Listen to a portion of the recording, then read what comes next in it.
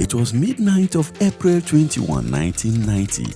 Major Gideon Orkar and Colonel Anthony Nyam had launched a military coup d'etat that would shake Babangida's regime to its foundation.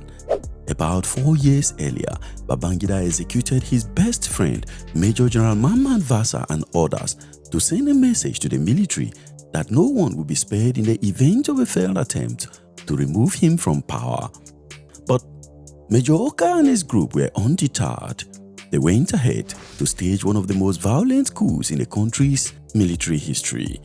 So, who was this fearless soldier and what sparked his rebellion? How did IBB and Abacha narrowly escape? What role did Abacha play in crushing the coup? And finally, why did the coup fail? I will answer all these questions and touch on its trial and execution in this edition of Hispul Media. My name is Gabriel Adidia. A moment before we begin, I invite you to like this video and share with your friends and family on social media and subscribe to the channel. Thank you. It was the night of April 21, 1990, a humid Saturday in Lagos, and the city had gone to sleep under a deceptive calm.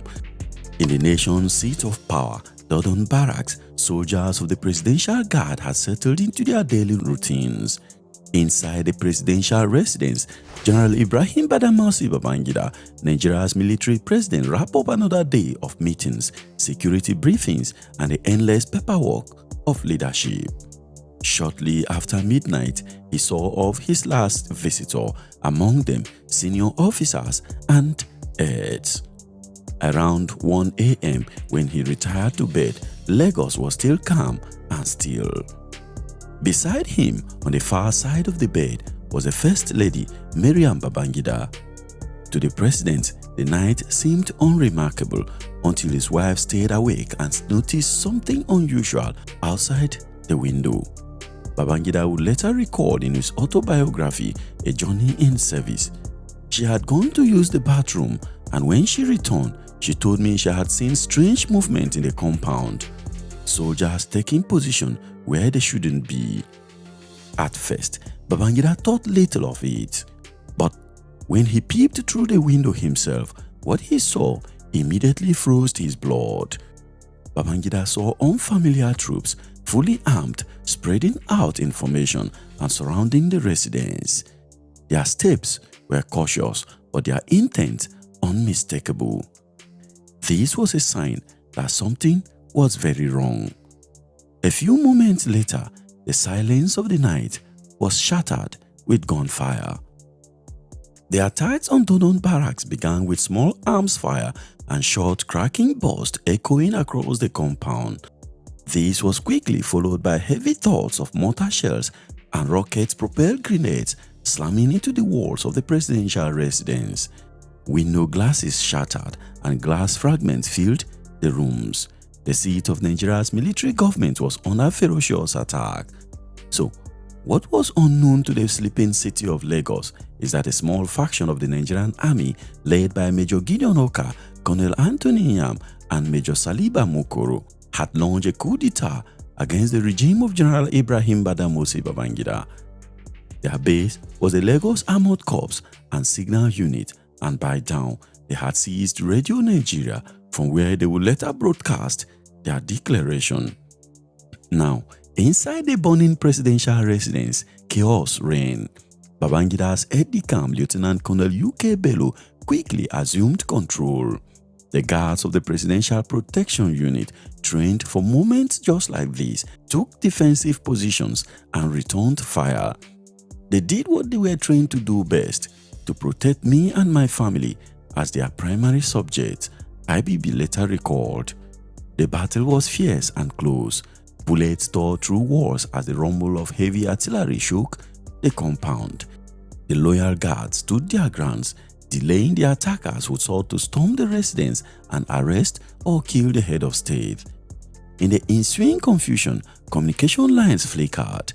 Loyal troops across Lagos were waking up to the sound of gunfire and frantic radio messages. This was one of the biggest mistakes of the plotters. The plotters should have cut off all communication lines, but more on that shortly. But for the president and his family, escape had become a matter of survival. Despite the danger, Babangida initially refused to leave the residence. "I was stubborn. I told them I wasn't going anywhere," he later wrote. But his security team, including loyal soldiers and state security service, knew better. As Dodon Barracks was being pounded, staying back meant certain death for the president. Against his protest, they split the family into small groups and moved them under the cover of darkness through back routes known only to the security detail. Each group was taken to a separate safe house within Lagos, safe enough to avoid the rebels' artillery that was still targeting the presidential quarters. In the meantime, Babangida's trusted ADC, Lieutenant Colonel UK Bello, led a team to confront the attackers. Near the Armored Corps section of the barracks, they found one of the military tanks and attempted to use it to their advantage. However, unknown to Bello and his company, the armored tank's engine had earlier been disabled by the coup plotters. Without it, the defenders had to rely on small weapons and sheer determination. Notwithstanding, UK Bello fought bravely, moving to restore the tank and rally loyal soldiers. But the battle was uneven. Within hours, he was hit and killed in action, defending the same man whose safety he had sworn to protect. To this day, Lieutenant Colonel UK Bello is remembered as one of the quiet heroes of that night, a soldier who died holding the line when others may have fled. But here is the gist. At exactly 4 a.m., Lagosians awoke to an unusual broadcast from Radio Nigeria. A strong, angry voice came through the airways.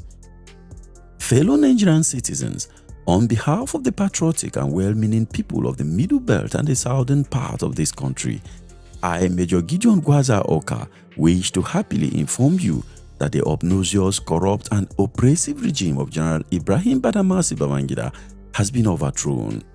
It was Major Gideon Orkar announcing the coup. For nearly 10 minutes, Orkar's voice echoed over the radio, denouncing the Babangida's regime as evil and deceitful. But more controversially, his speech went beyond politics. It carried an ethnic edge that surprised many Nigerians. He declared that the coup sponsored had excised the far northern states, including Sokoto, Borno, Katsina, Kano, and Bauchi, from the rest of Nigeria until certain conditions are met. According to him, the decision was made in the overall progress of the Nigerian state. The conditions that must be met to necessitate the reabsorption of aforementioned states were given as follows. 1. To install the rightful heir to the Sultanate, Alhaji Masidu, who is the people's choice. And 2. To send a delegation led by the real and recognized Sultan Alhaji Masidu to the federal government to vouch that the feudalistic and aristocratic quest for domination and oppression will be a thing of the past and will never be practiced in any part of the Nigerian state. By the same token, all citizens of the 5 states already mentioned are temporarily suspended from all public and private offices in Middle Belt and southern part of this country until the mentioned conditions are met, he declared. This was a dangerous statement. Let's look at it this way. This statement alienated potential support from other officers, especially those from the north and even the general public.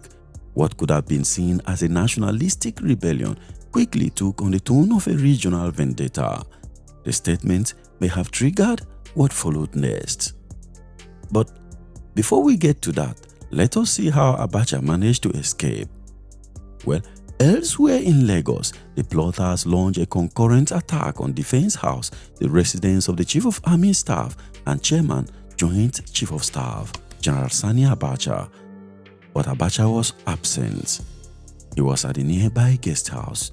The attackers went to the guest house and opened fire on the guards, but refused to carry out a thorough room-to-room search for their high-valued target.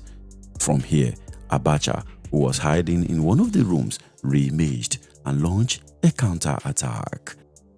While the radio broadcast echoed across the country, loyal troops were already reorganizing. In Lagos, the Chief of Army Staff, General Sani Abacha, assumed operational control. Calm but ruthless, he coordinated loyal units from the 2nd Mechanized Division and the Armored Corps to retake key military installations. He kept in contact with Babangida, who was in hiding but closely monitoring the situation. According to Babangida's own words, General Sani Abacha took control of the loyal forces as necessary and constantly communicated progress in the operation to foil the coup to me in my safe location. Abacha's strategy was swift. He isolated the rebels, cut their communication, and seized back the radio station. By afternoon, his men had surrounded Radio Nigeria at Ikoyi. After a brief but intense firefight, the station was recaptured and the voice of Gideon Orkar was silenced. Across Lagos, loyal troops from Ikeja, Bonny Camp, and Ojo Barracks moved in on the rebel strongholds. The rebels were soon outnumbered and disoriented. Some surrendered, others fled towards the Lagos Lagoon. By midday, April 22, 1990, the coup had collapsed. And then a voice was heard over the radio. Fellow Nigerians, some disloyal elements of the armed forces attempted to take over the government in the early hours of today. The attempt has been decisively crushed. For many Nigerians, this was the closest the Babangida regime came to total collapse. The Orkar coup had been meticulously planned but disastrously and hastily executed. Poor coordination, ideological confusion, and the rhetoric of alienating the far north ensured that even sympathetic officers refused to join the rebellion. In the days that followed, Lagos became a city under siege, not by the rebels but by military investigators. Hundreds of officers were arrested. Major Gideon Orkar was arrested along with about 300 other military personnel and more than 30 civilians. In the usual Nigerian pattern of mass arrest and usual reactive witch hunting, some journalists considered not sympathetic to the regime were also detained and newspapers were even closed. Following a board of inquiry, a special military tribunal presided over by Major General Ike Nwachukwu was formed to oversee the trial. The chief prosecutor was Brigadier General Tunde Ulurin, while Lieutenant Colonel Akin Kejawa led the defense. The tribunal sessions were swift and brutal.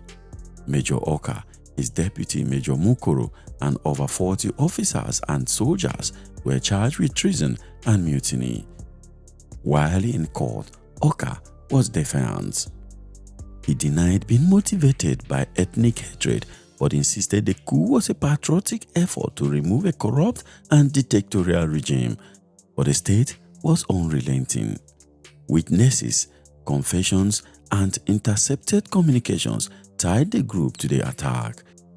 The trial lasted weeks, and by July 1990, sentences were handed down. 42 officers and soldiers were condemned to death by firing squad, among them Major Gideon Orkar, Major Saliba Mukoro, who escaped and fled to abroad, Lieutenant Colonel Tony Nyam, who also escaped, and several others whose names have since faded into military history. 9 other defendants were jailed, while 31 soldiers were acquitted. On July 27, 1990, the executions were carried out at Lagos Bar Beach, a location already infamous for public executions under military rule. But following a serious controversy inspired by allegations made by some of the convicts as they were about to face the firing squad that those acquitted by the first tribunal were fellow coup plotters acquitted on ethnic grounds, the Armed Forces Ruling Council ordered the retrial of 31 of the surviving accused. A new tribunal headed by Major General Yohana Yerimakure was then set up for the trial. The chief prosecutor this time was Lieutenant Colonel Kemi Peters, while Lieutenant Colonel J.O.J. Okalagu led the defense.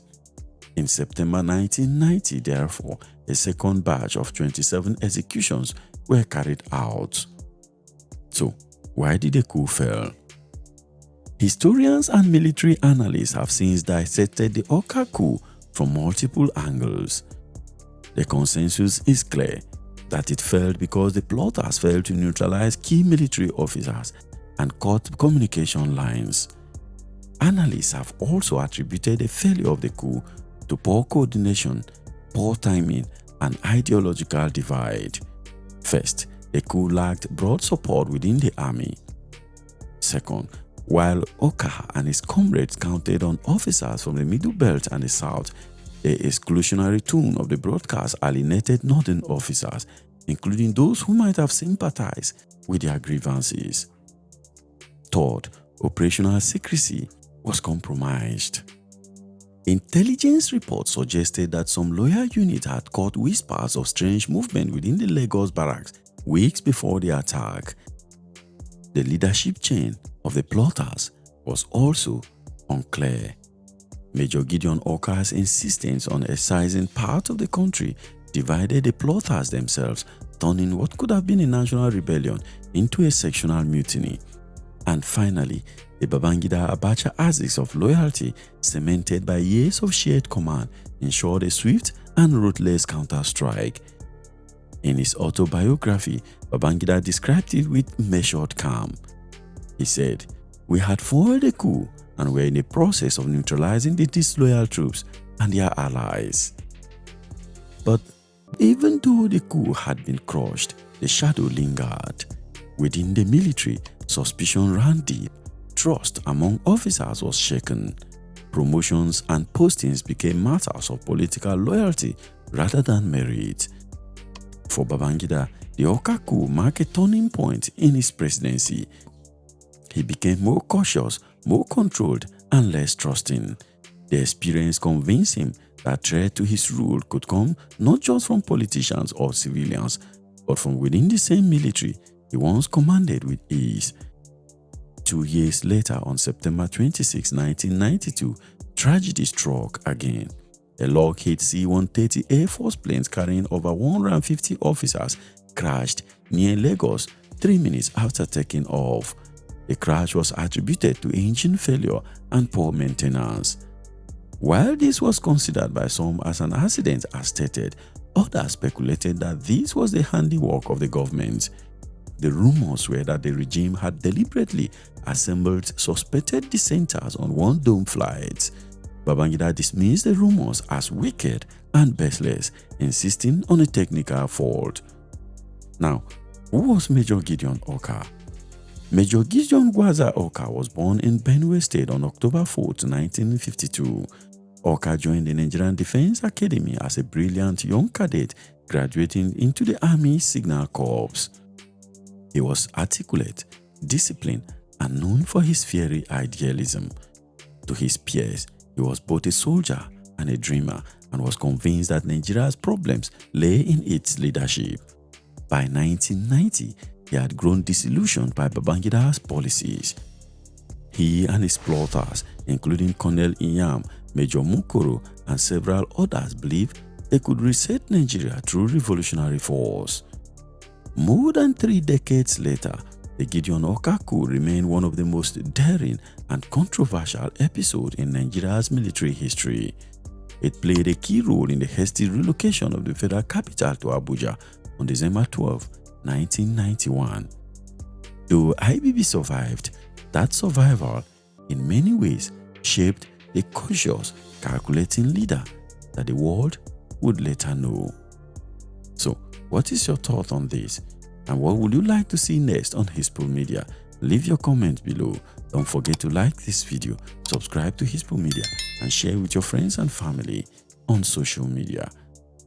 Please click here for another part of this video, and I will see you over there in that video. Thank you very much for watching.